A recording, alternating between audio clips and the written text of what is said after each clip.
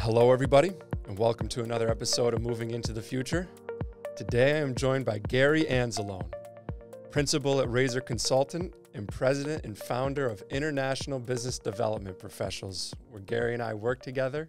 I'm on the board there as the programs co-chair, and I've known Gary now for about 2 years, and it's been really nice to get to know him, to see how he operates. So, Gary, thank you for joining us today. It's my pleasure, Jack. And getting back to what I was saying as far as international business development professionals, we've had Guy on the podcast before to discuss it, but this is your brainchild, and you know, this is something you founded. So I kind of wanted to start at the beginning. You know, what was the inspiration behind the group? What did you see in the market that made you wanted to start this group? Well, as I got deeper into tracking other friends' careers, I saw that the average lifespan of someone in business development was a little more than a year, maybe a year and a half, 2.5 years, but see a constant bouncing from job to job to job. And there are exceptions, but mostly people in business development don't have longevity.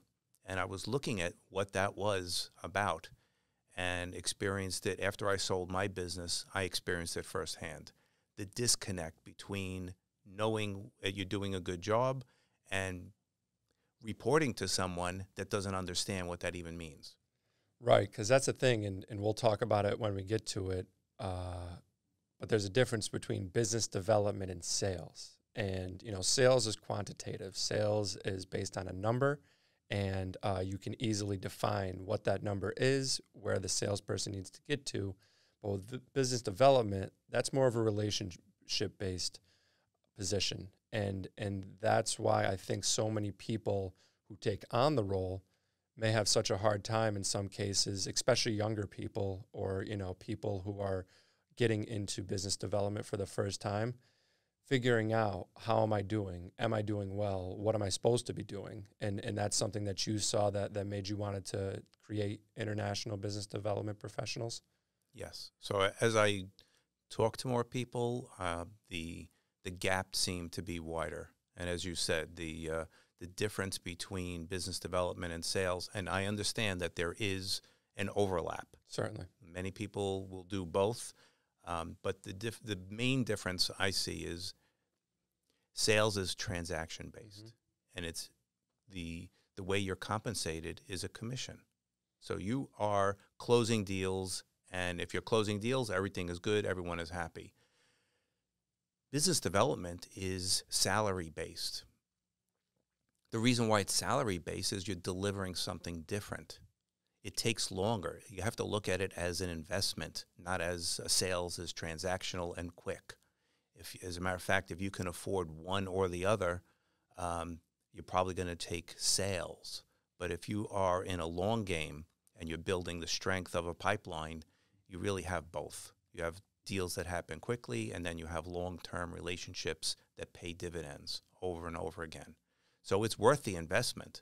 And anyone that has been the highest bid and still won the project, anyone that's been the lowest bid and didn't win the project, very much should understand the difference between business development and sales, because a relationship is much stronger than a number. And if you are only a number on a page, you're in a weak spot. Absolutely. And that's the thing, too. What you said is very important as far as sales being transactional and business developing being relationship-based. And when you are in business development, those relationships take a long time to grow and take a long time to develop, and it can take years. You know, even if you are getting opportunities in between then, maybe 2 get on bids and you still might not be winning them. But like any great relationship, it takes time to develop and nurture and understand and trust each other. And I think in the business development community, that's one of the things that IBD Pros does for us, is to take time to develop those relationships and that trust, and to understand how we all work together. Even though we may be all doing different things, we're all part of the general same ecosystem and community in business development. And what I find in the group is it's a place where people in these roles, where oftentimes, especially depending on the company that you work for, you can feel isolated. You know, if you don't have a large team of BD people around you, it can be isolating. And, you know, I think IBD Pros is not only a group where you can learn and develop and find mentors and educate yourself, but also find, you know, very interpersonal relationships and trust relationships where you can have somebody to bounce ideas off of and understand, you know, this is something maybe I've gone through or you've gone through, and you know, how can we help each other, you know, figure this out in different ways. So in my practice in Razor Consulting, I'm constantly training my potential clients and ongoing once I have new clients of what the difference is between business development and sales. I want them to understand and to have a clear expectation of what they're going to get. And so the biggest gap is, how do you measure success in business development if it's not a sales metric? Because the fact is, you're being paid separately, differently. You're doing something different. The results are different. How do you keep one and the other? How do you measure them differently? Obviously, sales is very easy to measure because the numbers are up and the numbers are down. You're closing deals, you're not closing deals. In sales, you really don't care how many opportunities there are. And the end game is, how many did you close? Whereas in business development, it's different. It's a shift because you do have to have a certain amount of opportunities to close those deals. And I'm speaking fairly exclusively, because you can make an argument that sales does care how many deals you get and you're going to close a certain percentage of those. But in my previous business, I would close 95% of the deals I priced because I wasn't going to price something that I wasn't going to get. And there was sometimes a circumstance that didn't allow me to get that. But for the vast majority, if I have a good relationship, I don't have competition, depending on the strength of that relationship. So how do you measure that difference? That difference is the success. Success sales, very easy. Success in business development is the combination of interactions and personal connections. Mm-hmm. So if I have a really great personal connection and I get an opportunity from that, that's success. Mm-hmm. And so the first level of that is, how many good or great connections do I have? I'm successful if I have a lot of those. And for my clients, as a fractional or outsourced business development, if I put my client together with the right end user that will hire them, that's success. Mm-hmm. My client doesn't see that that could take 5 minutes. It could take 6 months to put that together. They don't know that. They just know that, well, Gary's got a really great connection, and he's got a great relationship, and he's bringing us in. So that level of success is, did I get the right connection?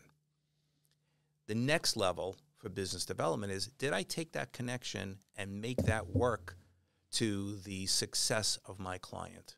So one thing to have a really good meeting, it's another to really carry it over. And how do you do that? How do you, make sure that the client is taking control of that relationship? Because once you make that connection, it's their responsibility then to make sure that the client vendor relationship is being manufactured accordingly. How do you That's help? A great point. Yeah, how do you help in that stage? To make sure that, because again, it largely lies on communication. So how do you work that? I've learned the hard way. Yeah. I've been at meetings where during the client and the connecting person that I'm bringing them to, they left hugging each other. After lunch, they felt such a strong connection that they hugged. Neither of them followed up. It's like it never happened. Right. I've had another client meet with a global director of design and construction and real estate, and that guy says, you know what, Gary, based on the strength of your relationship, I'm going to give them an opportunity. And my head explodes. I think this is the first meeting, and they're getting an opportunity from a huge national organization, multinational organization. That client never followed up. Yeah. That never happened. As a matter of fact, I told the client, he called me complaining, said, they don't return my call anymore. I said, you waited 6 weeks. Right. You would have been better never to meet them than to meet them and demonstrate that you're not on top of things. So the job for me, early on, I thought, I can slam dunk, I can get really great people together. But if I don't follow up and coach my clients to follow up, it's almost like it didn't happen. So not only do I make an introduction, which takes a long time to do, or maybe it's short, but it's a lot of thought goes into that. If I leave it at that, less result. And I know at the end of the day that if my client doesn't get a result, I had a client lose a $5 million opportunity because they submitted the bid late and then got locked out. Yep. At the end of the year, it looks bad on me. Right. It looks bad for me because I didn't help them win any project. So now I'm very careful that there's opportunities that my clients are their worst enemy. They're their own worst enemy, not to close that.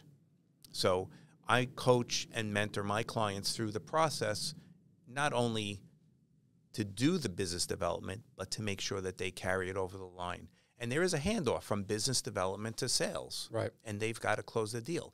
In business development, we don't set the price. We don't negotiate terms.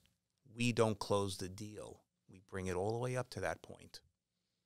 Right. Exactly, too. And the follow-up is, it's one of the simplest tools, yet least used in many people's arsenal, and it really doesn't take much. I mean, think about, and I've gotten worse at it from like a networking event standpoint. I always follow up with clients. That's like a given. Right. But like, from networking events and stuff like that, I'm pretty common to connect on LinkedIn. Like that's always a given, just get right. connected and take it from there.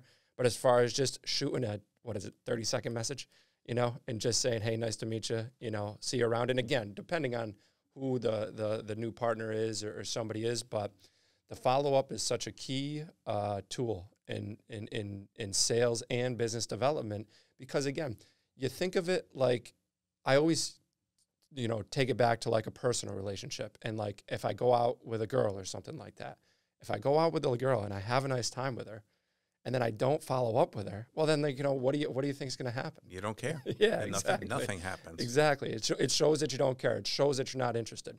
But that's actually at the core of business development. And right. My analogy is an iceberg. An iceberg shows 15% at the tip, and all the mass of the iceberg is underwater, mm-hmm. and you don't see it. That's business development. All of the follow-up, all of the getting up early, staying out late, doing favors for people, making sure that they value your relationship, all of that stuff is not visible to the people that hire you to do business development. They just see, oh, he's bringing an opportunity. How did that happen? Or this guy loves him. He's going to get the job anyway. That stuff is not above the surface of the water, and that's where the work is. Yeah. People see the glory, a drink or golf or something. They don't really see that it is real work, and it takes a lot of detail and a lot of effort.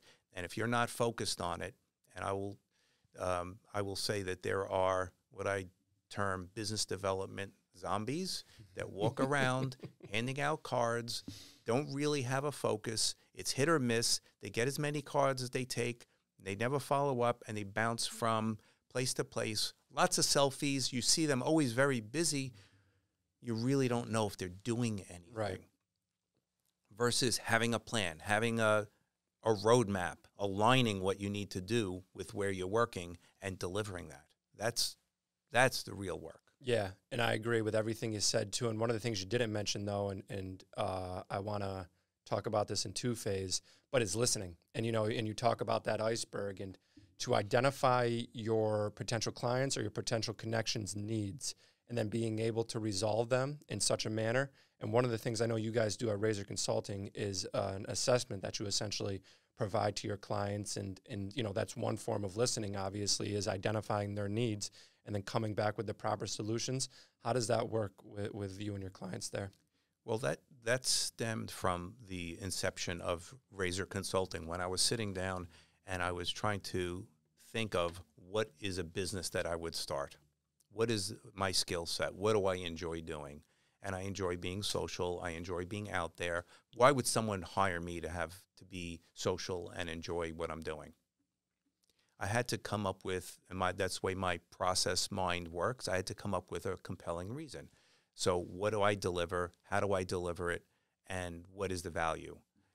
The assessment allowed me to align the place that would hire me with what I could deliver. Mm-hmm. So the assessment is a couple of pages of questions. What is that company's goals? What is their process? Who do they compete with? Who do they do work with? So in 3 or 4 pages, I'll have a clear understanding of this business and where they want to go and how they want to get there. I'll understand their reputation. I'll understand where they are in the industry. It doesn't matter if they're an architect or an engineer or a furniture company or IT or catering company. It doesn't matter the type of product or service. What's important is I understand the culture and there's an alignment. And I would argue that if you're not starting your own consulting company and you're going to work for someone, you would want to find out the answers to those questions to make sure that you see success.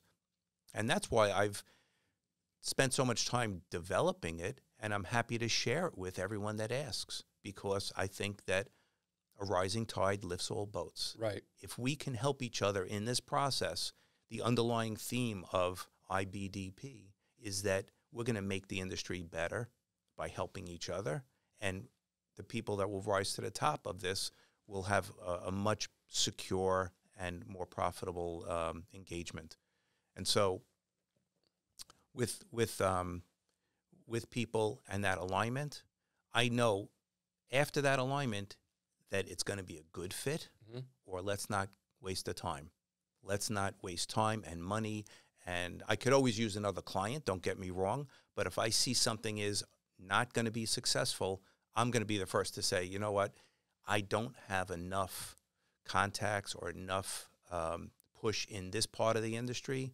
I don't do that much airport work, or maybe it's transportation or just strictly warehousing. If someone says to me that there's a place where I'm not good at, I'll identify it first. And then also sometimes I'll look at what people send me and think, these people are really good at what they do. This would be a great client. But even before I send the assessment, I get a clue as to that. If I talk to someone and they say, well, I know this, I know that, I know it all, it's probably not going to be a good fit. I need someone that is coachable and that is able to have a good face-to-face conversation. If they're not accessible, if they think they know it all, I won't even send the assessment. That assessment only happens if I perceive it could be a good fit. Right. And then, I'm sorry, one other thing after the assessment, and this is how the process is for me, and I also say that you can use this process if you are working for someone or interviewing for a job, because you're going to ask very good questions. And then you're going to respond. The response to the assessment is a roadmap. Mm-hmm. Based on the assessment, here's a roadmap of what we will deliver. Names, companies, everything but the actual contact information. And sometimes they say, well, I know that guy, or I know this person. And if they do, my first question is, great, I could take them off. Or have you done work with them? Because I know a lot of people I've never worked with. And if you have never worked with them, then why not leave them on the list, and we'll see if we can make that a change. So the assessment and the roadmap are part of the process to make sure there's a good fit. And if they agree on the roadmap, there's no reason not to go forward. That makes sense. And again, from a consultative standpoint, going through that assessment or even knowing when to say no is an important part of consulting, because a lot of people can just try to force business, just for a paycheck or an opportunity. And to know that this simply won't work for one reason or another is some of the best consulting you can give, and it proves your value without even, really taking anything from them, but, maybe giving them the opportunity to view their business or how they're doing it through the assessment, and then, realizing they need to realign or take a different outlook on how they're doing things. And again, that's where Razor Consulting can help.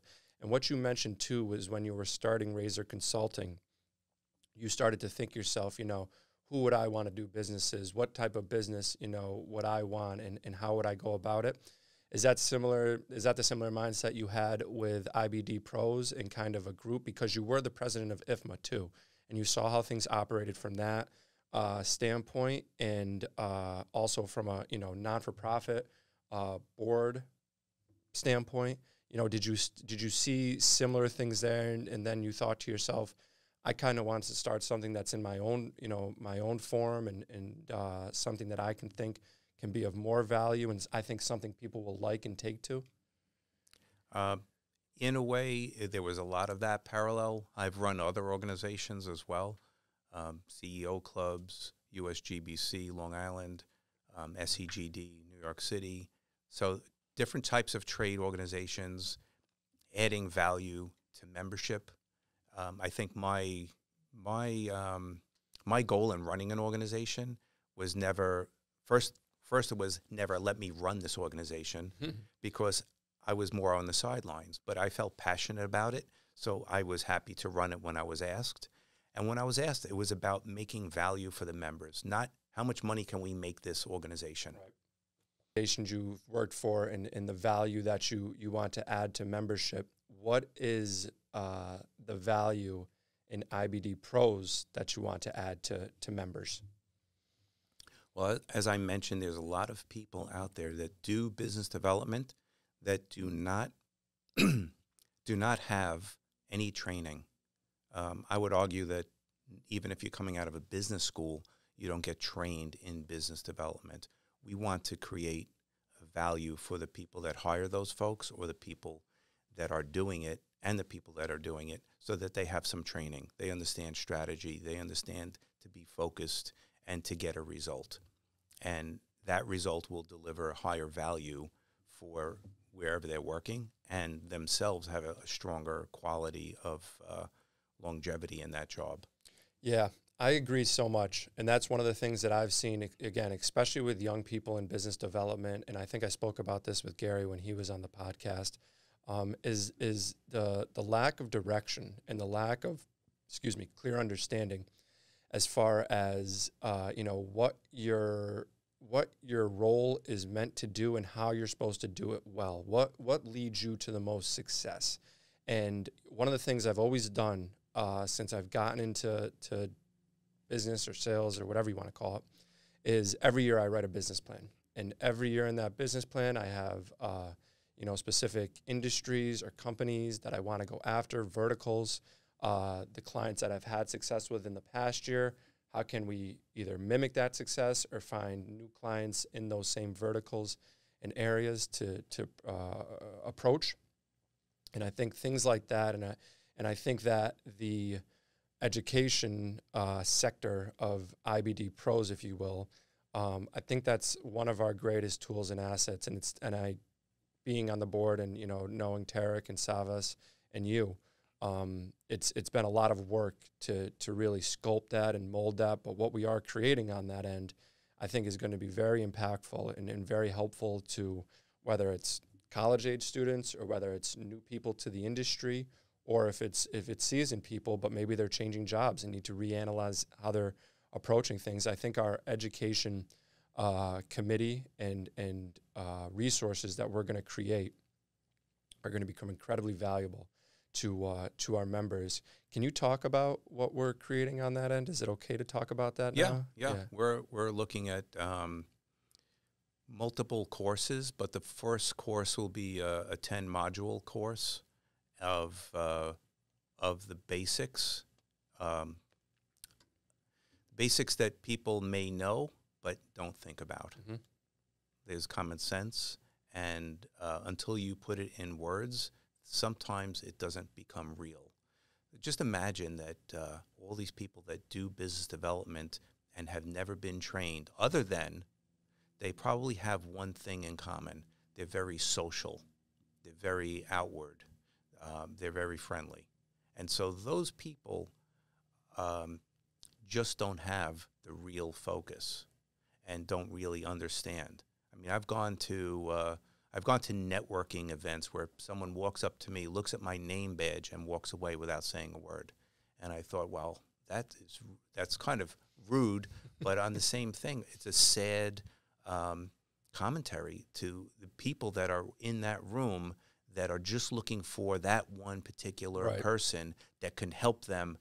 And if they meet them, they're going to be nice to them. And if that's not the person, they'll be rude and they won't even give a minute of time to say hello. I think that if a group of people that are trained in business development understand the value of an individual and it's not that individual, it's their network, that they're going to be they'll have a different approach.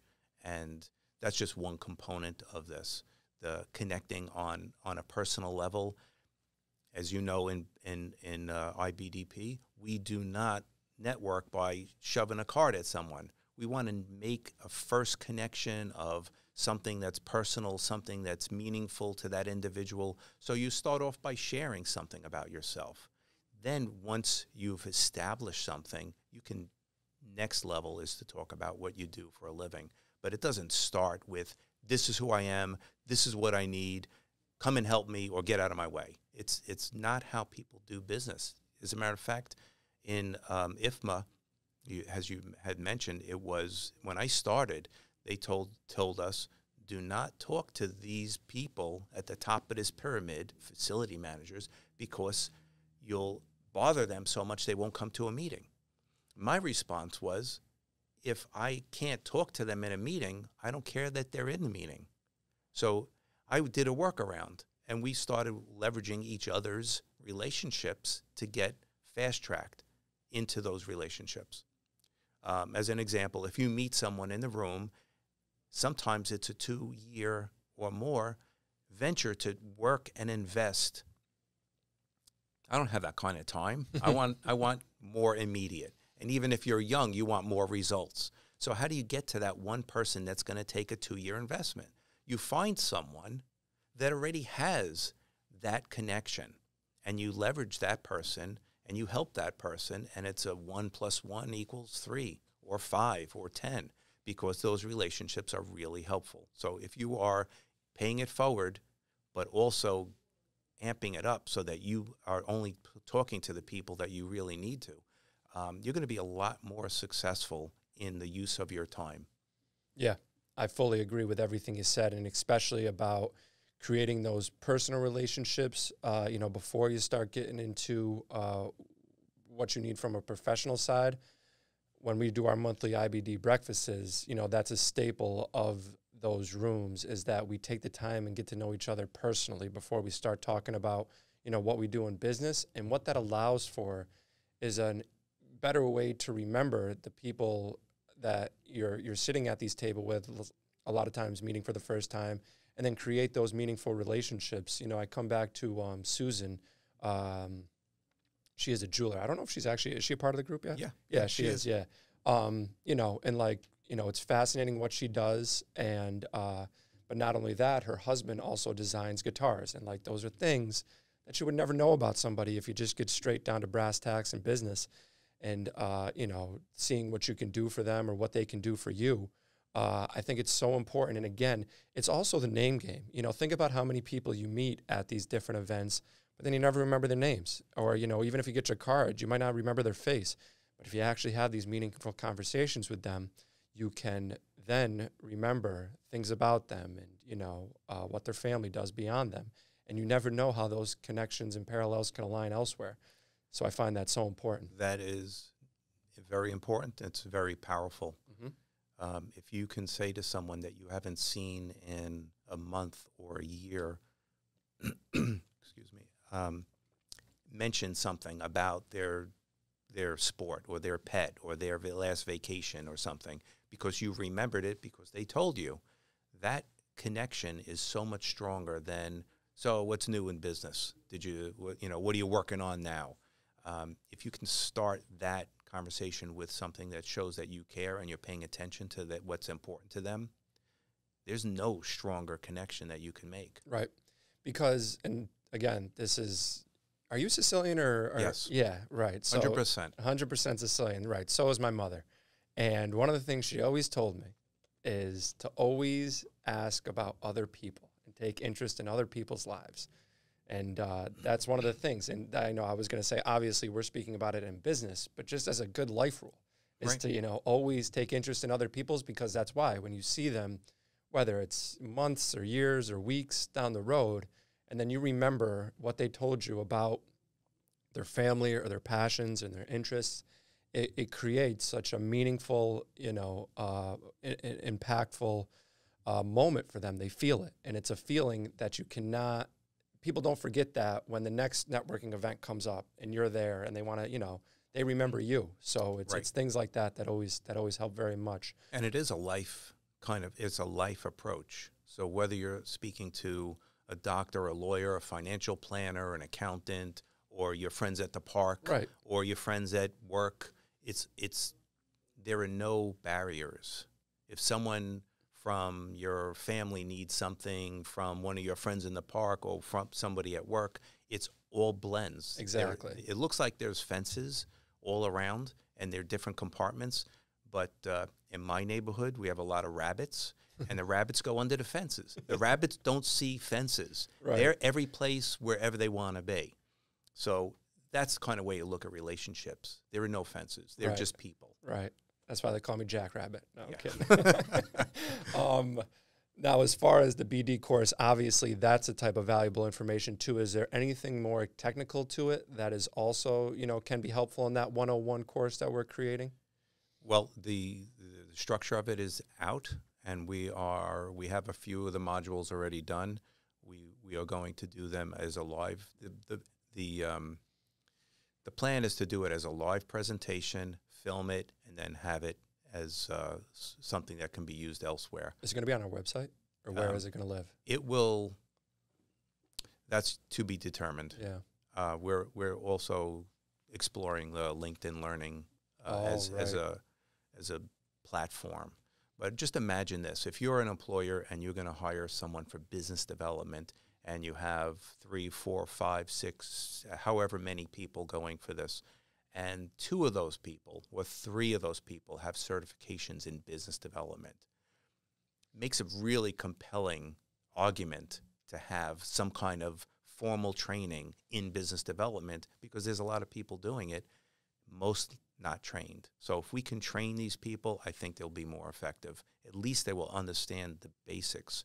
And then as I've already started going into the second, more advanced level, there's a lot of, it's very interesting, because there's the psychology, there's the neuroscience, there's the sociology, there's all these things that make us act a certain way, and we can capitalize on that. We can use what we know about each other and leverage those relationships. Probably the best training for business development right now is sales training.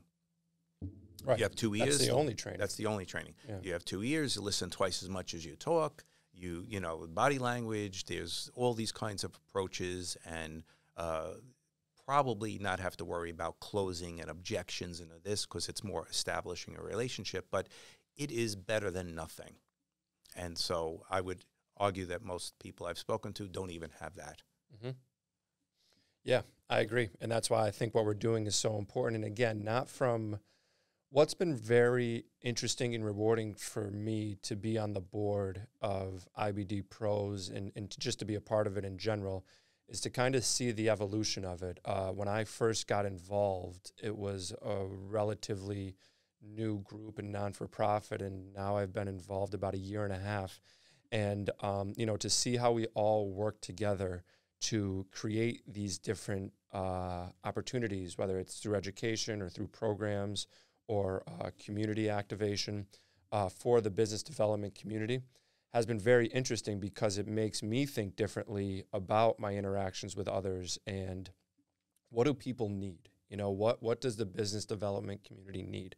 And obviously I manage that from the programs level, but to see what Savills and Tarek are doing from the education level, Anna with, BD Gives and that aspect of it, and then, the team on membership and everything they do to see how we all work together to make it work and lift this community up has been extremely rewarding. And that's why we've been, planning our fall and winter schedule for our different programs. And I think we're going to do some really impressive and impactful things for the group.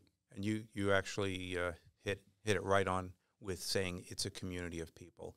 So we are a community of people that do business development. We do networking, but we're not a networking group. We have so many other types of programs. We have raised over $40,000 for other not-for-profits. Yeah. We're now creating money so we can do it for ourselves and create a scholarship fund.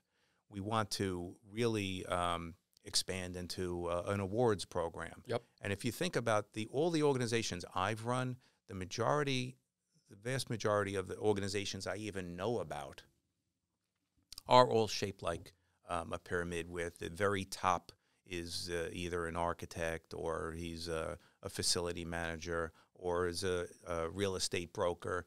But with us, we are a level playing field. We're all doing the same thing at different levels, but there is no top of the pyramid. We're all pulling in the same direction. We all have the same issues. And so we don't have a community until now. So International Business Development Professionals is the place to be if you are in business development. Absolutely. And that's exactly what it is. And that's what I always keep in mind is how do we continue to lift this community up, whether it is through, programs and events, or and those can be educational or networking or community-based events, or it is educational components like you mentioned with the courses, or even a scholarship fund is I consider that educational, or just community activation and getting involved there. But I think the greatest aspect of the group is that it does bring the business development community together, and through there, the relationships are built, and the resources can be provided to lift all boats, like you said before. So that's what we're focused on, and as we continue to grow the community, I look forward to being a part of it. Look forward to learning from you. And Gary, thank you for coming on today. This was a great conversation. So next time we'll have another update on where we're at, and I look forward to doing it again. Thanks, Jack. Thanks very much. My pleasure. Thanks, everybody, for listening. We'll see you next time.